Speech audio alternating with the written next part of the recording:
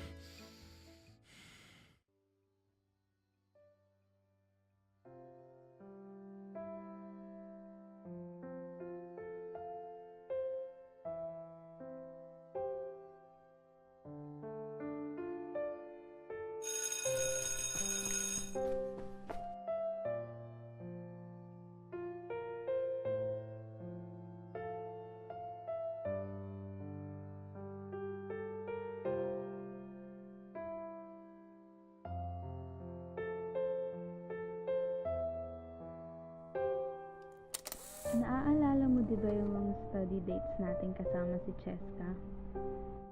Oo, bakit? Minsan nga wala pang isang oras tulog ka na eh. Ano kaya yun? Anong tulog? Papahinga lang ako, no? Everyone needs a break sometimes. Paano naman ikaw? Tignan mo nga itong picture. Ikaw nga yung masungit eh. So, pantay tayo. Masungit? Hindi naman ah. Change topic na nga. Joke lang naman, oh. Seryoso mo naman. O eto, naalala mo pa ba nung sumama ka sa akin?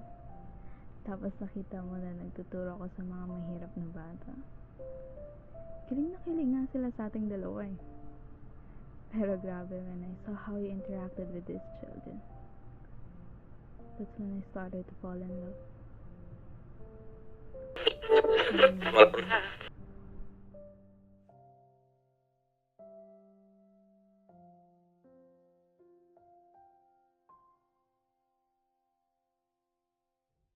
Uy, Celeste, may gusto daw makipagkita sa'yo.